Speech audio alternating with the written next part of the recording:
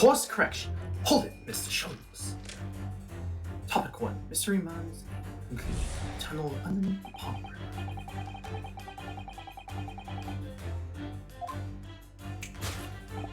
Forgot about that.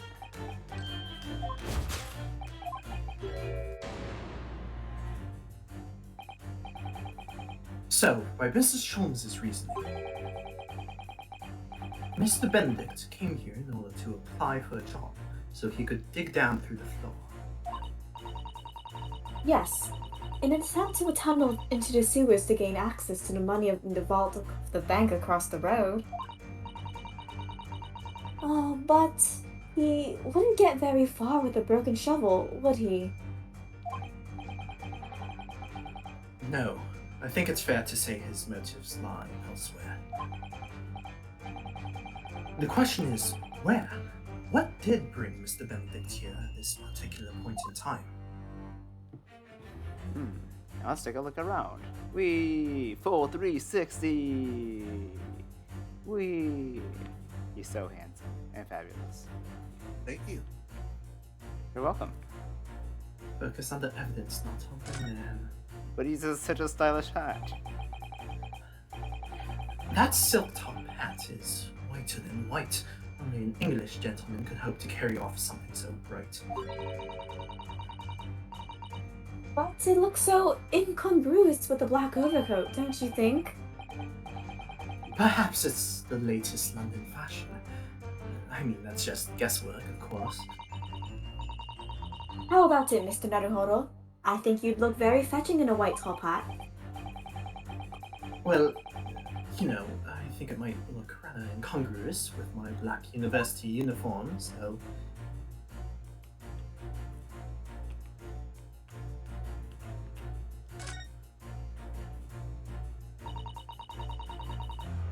Certainly is a flyer for Mr. Windybank's shop. Let's see. Windybanks wants you. Pawnbroker's assistant required. It's an eye-catching advertisement, that's for sure. I've seen the same flyer up here inside the shop, I think. Perhaps Mr. Windybank is always in need of some more staff. So, Mr. Benedict came here to apply for a job. That's just too hard to believe. Oh look, oh hey, look at that drawing.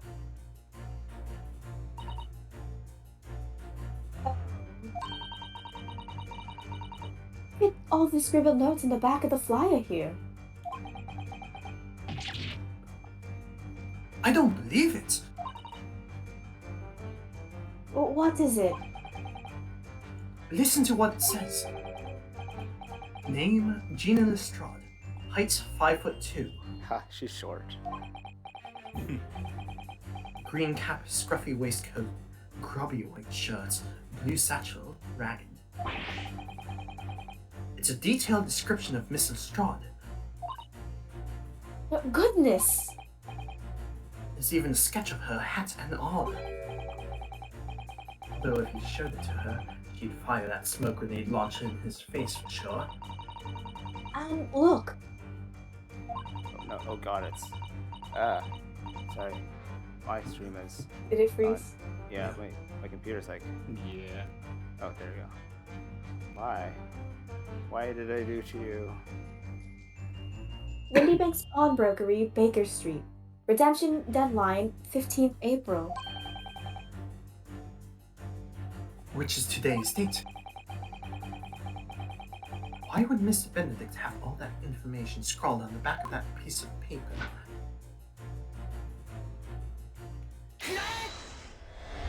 Oh wait, Take is that!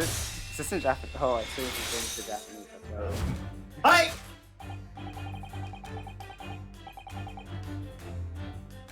You gonna change it down or? I mean, I guess I can. Let's see.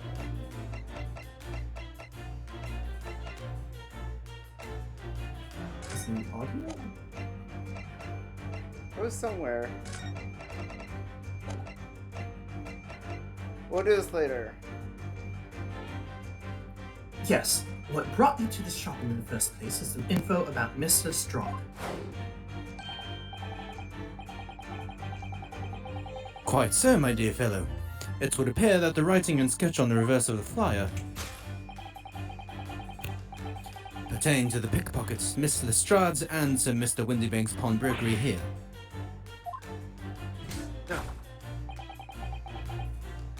You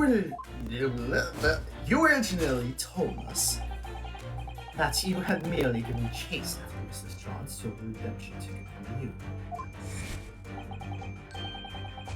But that, sir, is a thinly veiled lie.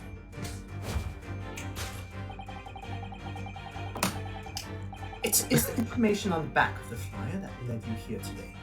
By which I mean,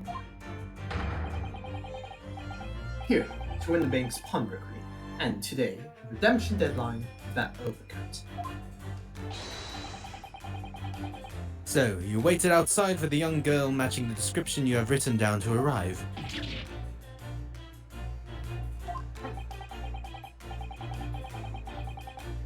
And you have gone to some lengths to hide the reason for your pursuit of Miss Lestrade.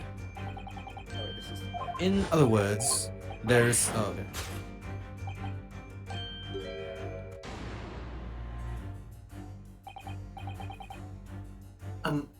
What's a fair ruling? It's the metal cap commonly found on the end of a cane, Mr. Butterquibble. Ah, the bit that makes the nice clacking sound on the pavement.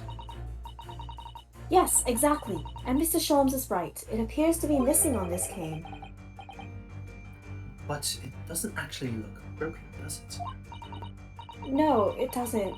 Though the gentleman certainly did recoil when Mr. Sholmes identified the cane as suspicious. In other words,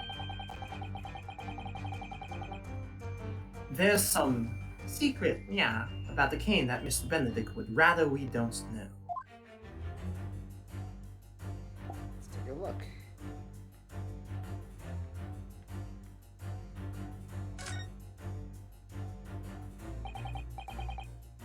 Look here, Mr. Sato.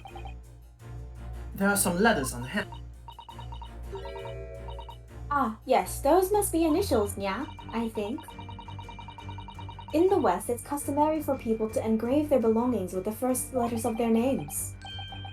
So Herlock Sholmes would be HS, you mean? That's right. And the initials on this cane, obviously. Oh. IG. Why does it feel as though that's not quite right?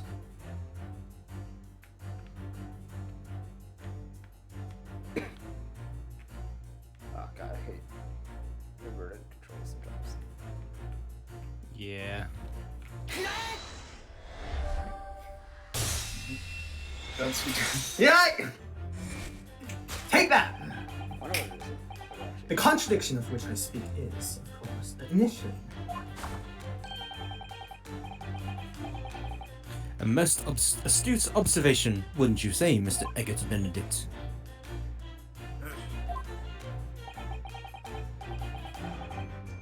We are led to believe, sir, that your initials are E.B. Pyon. Yet in a most possessive manner, you have in your grasp a cane bearing the initials A.G. Pyon. An incontrovertible contradiction indeed, would you not agree? No. You're wrong. This cane isn't. you said before that you had that cane for years.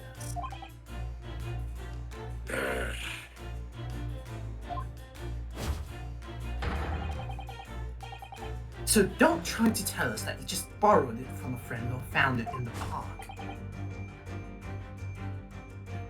In short, though you hold yourself to be a gentleman, you have withheld your true name.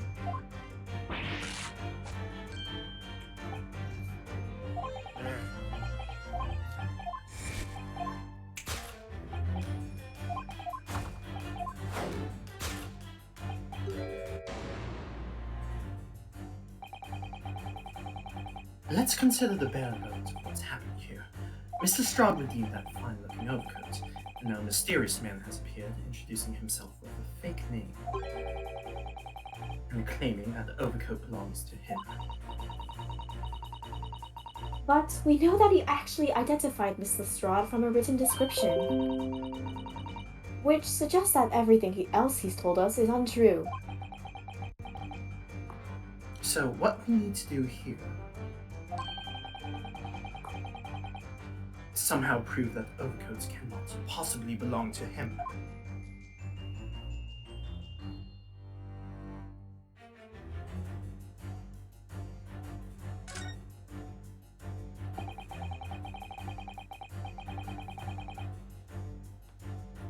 I've been looking closely at this hat for some time now, and it's suddenly occurred to me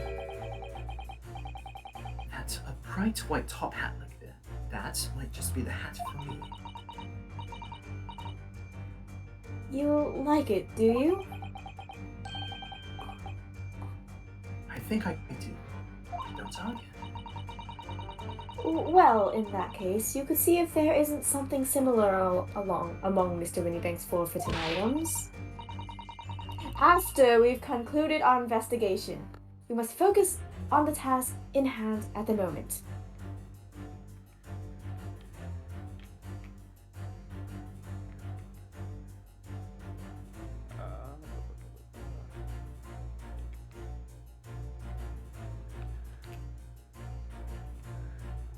Where was that? It's on your shoulder.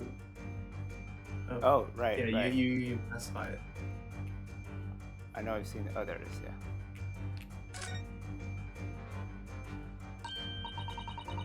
Oh, the seam on the shoulder there is coming apart. Look. So it is. Do you know, a moment ago when Mr. Benedict said he was surprised by something that was said, I thought I heard him make a rather strange noise. It sounded a bit like a tiny growl. But now I think it was probably the sound of this seam ripping open. If you look closely, it does seem to be a very tight fit. The sleeves are stretched to bursting, and he wouldn't have a hope of fastening it at the front. If you were to run around in it, I'm sure the whole thing would fall apart. That I'd like to see. Sorry. So, how can we make Mr. Benedict run around? She's really giving this some thought. Take that!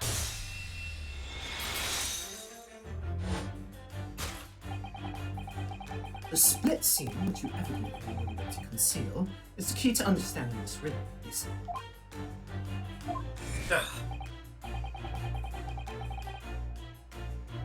Yes, because the overcoat is rather obviously a poor fit.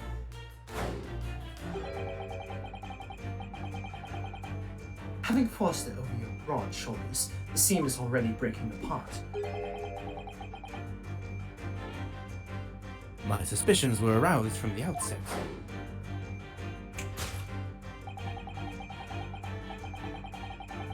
When you so boldly lied about your name and so boldly waylaid this pickpocket.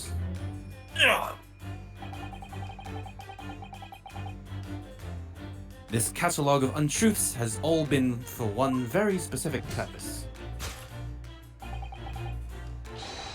To steal Pion the article that the young girl redeems from Mr. Wendybank.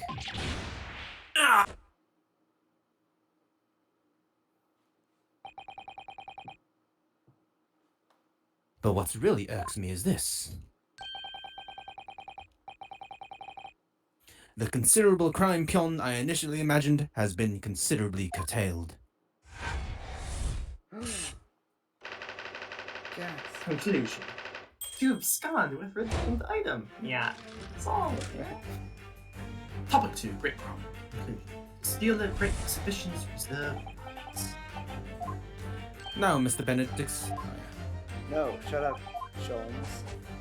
I apologize. What you say, Holmes?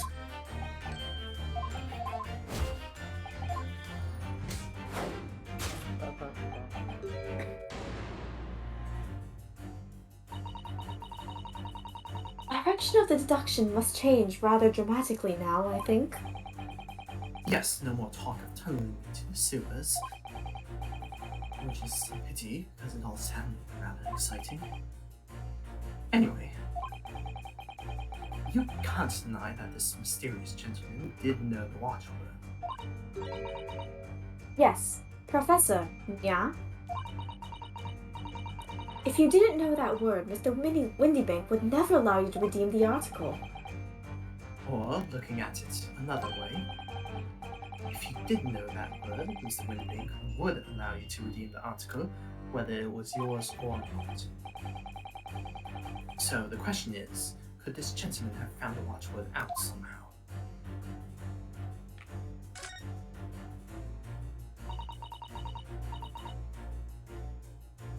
Baker Street Works is the title.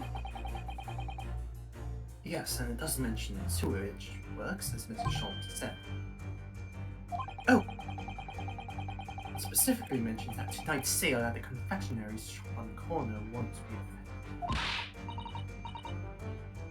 Case solving first, confectionery later, Mr. Naruhodo. Curse my overly expressive face.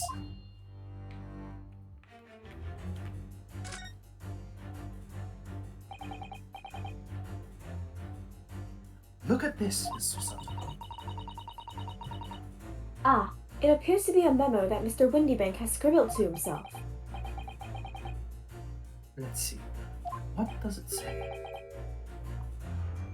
Oh, Professor. Yeah.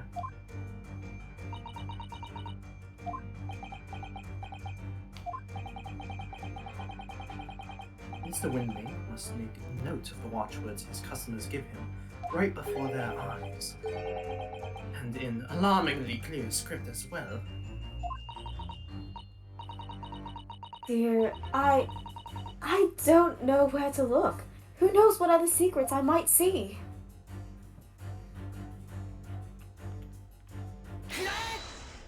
Take that!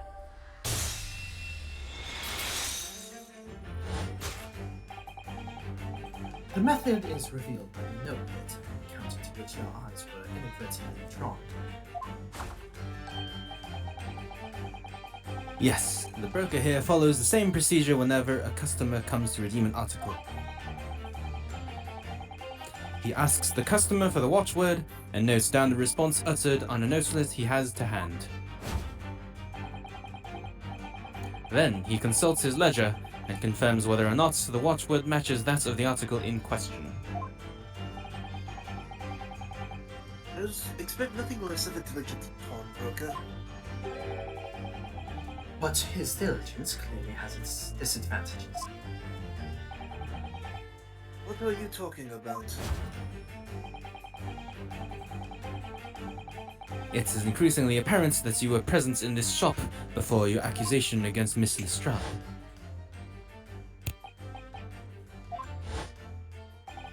Wait, sorry, did we do this? Oh, never mind. Oh god. No. Oopsies. Nope, you just skipped all that. No. All of that. All of that. In all likelihood, you followed her inside and then observed her talking to Mr. Winley.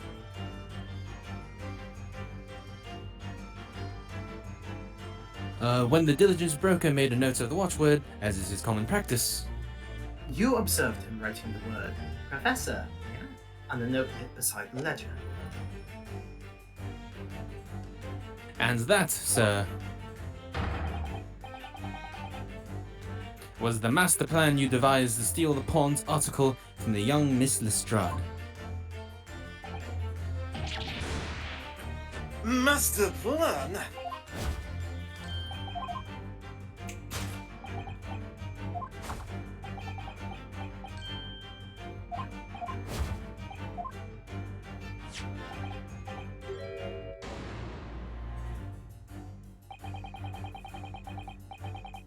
The articles we're talking about are the overcoat, and the music box disc, that was in one of the pockets.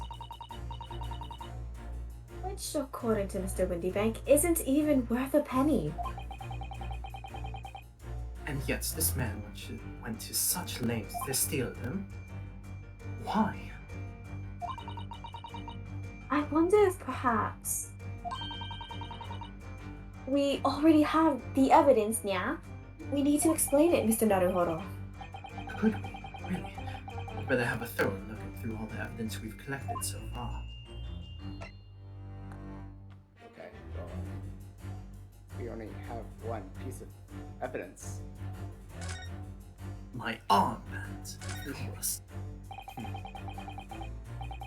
Look at all the little bumps on the disc. They're so tiny. Yes, the protrusions are called pins, and they pluck the teeth of the comb to make notes. And just on the edge, there's a small amount of blood. Yes, the blood of the mysterious Mr. Eggalitarian. When Miss Lestrade tried to grab the disc from him, the pin scratched his fingers, it seems. Like when you're grating some daikon radish and accidentally catch your finger. Ouch! Just thinking about it hurts and puts me off eating radish. Oh, hello.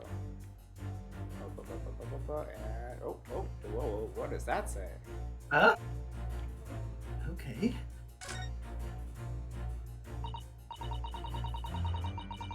It's a little scrap of paper stuck on the reverse side of the disc. Look! And a scribbled word or two. It looks like somebody's name. For McGilded, yeah? McGilded? It couldn't be. But it is, Mr. Naruhodo. A name I shall never forget for as long as I live. But why? Why is his name on this? Dun dun dun. He's alive.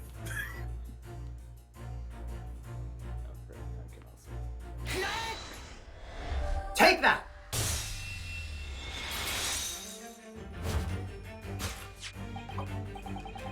You see, this music box, it tells us all we need to know.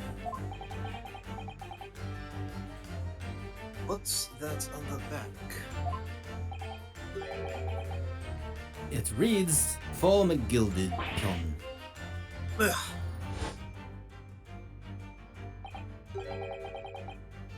Ah, Mr. Magnus McGilded. The unfortunate philanthropist who perished in curious circumstances at the Old Bailey 2 months ago. A prominent man in London, though his loan-mongering demonstrated a distinct lack of scruples. I like that. So, you're an associate of his, are you? Or perhaps a subordinate?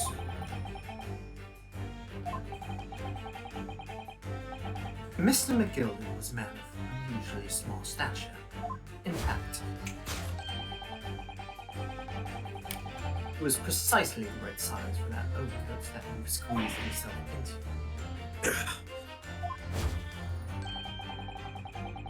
Your true identity remains shrouded in mystery. Oh, whoops. Can you get out there? Huh?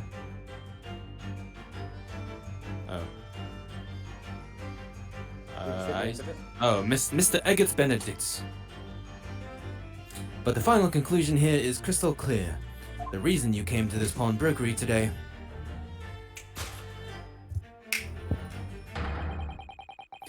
was to retrieve an article left behind by the late Magnus McGilded. That you should just coordinate it.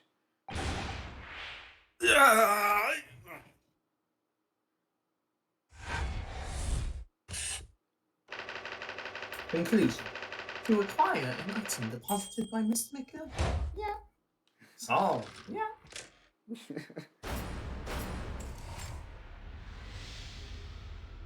Are we reading this together? Hurry Sure. up. 3, 2, 1. Deduction complete. Elementary. Nice. Well, Mr. Magnus McGilded. Not a name I expected to hear in these circumstances.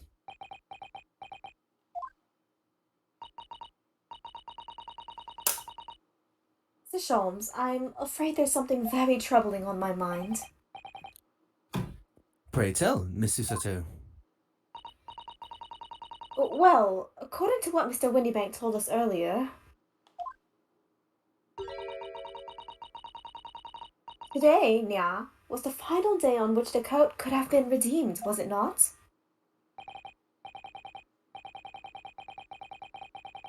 Yes, ma'am, that is correct. Today would be precisely 2 months since it was first deposited.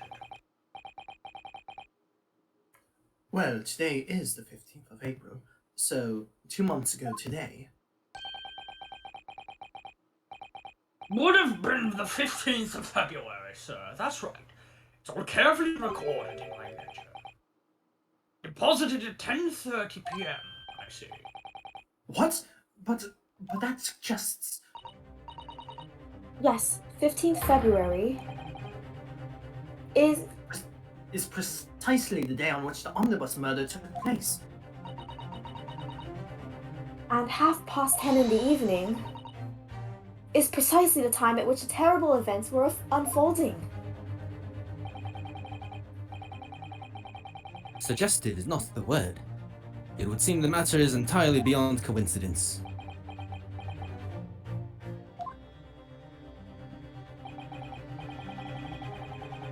You are of course at liberty to make whatever outlandish deductions you choose. However... Uh-oh. Uh-oh. Uh-oh. Oh my. Oh. I must insist you hand over the music box disc now. Now. Because he holds a gun. Can't play gun. It'd be a terrible shame for you to return to your native land in a box. What do I do? Try leaving now. Sure. Let's go home. Another cup of tea? That would be a good time. This is not trying to go to the bathroom. We've been drinking so much tea. I'm sorry. Hey, you mind if we go home for a bit? Let us think about it for a moment. Like, Oh, I'm gonna give Yonosuke a spine. Or Nice. make him lose one. There are some things a man must protect at all costs. This may well be one of those things. But then again, it's maintenance. I think that was it. Yeah. What do you think? Hold it! Mr. Winterbank! This is my shop. I can't allow any harm to come to my customers. If that were to happen... Uh-oh. Uh-oh. Uh-oh. I should have to take my own life! Bruh. Missed opportunity there, bud. Mr. Winterbank, no! And that's Gregson, I believe. Alright! That's enough!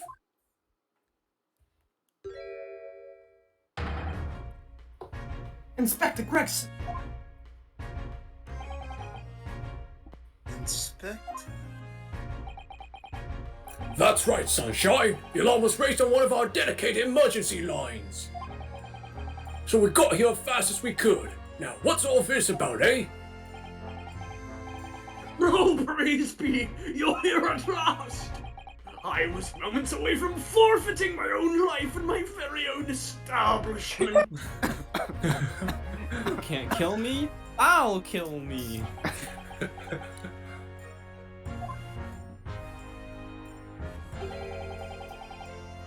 It would seem you have the upper hand.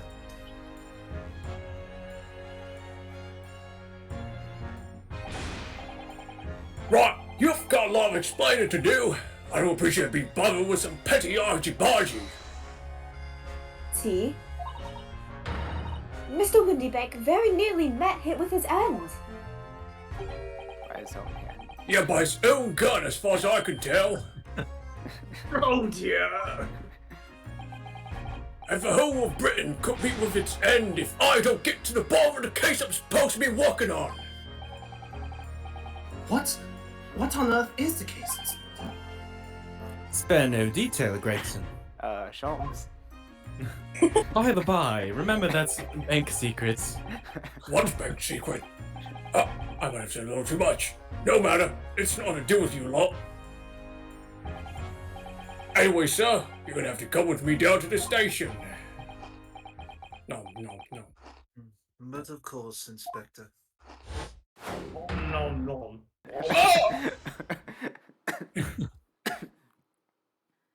Who is this? He's getting away!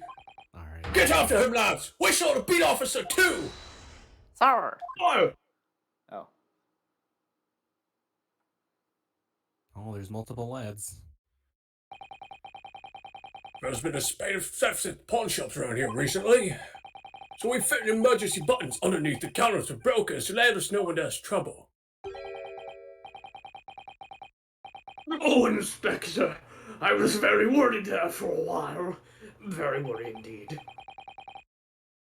Now then, Mr. Permanently in Mourning. I get it, because it's back. Oh, yes. I'll be taking that whatever it is of McGillet's down to the yard, thank you very much. So hand it over. Oh, yes, of course. Oh, don't give it to him. It's mine, that is. Mine. I'm sorry, miss. But anything belonging to McGillet's has to be taken as evidence now. As evidence.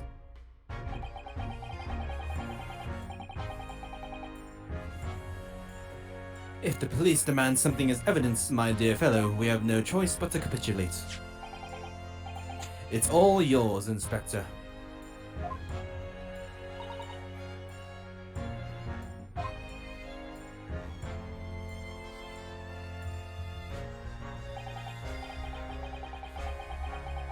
And so we handed Mr. McGilden's disc over to Inspector Gregson. And were some end we turfed out of the shop and onto the street.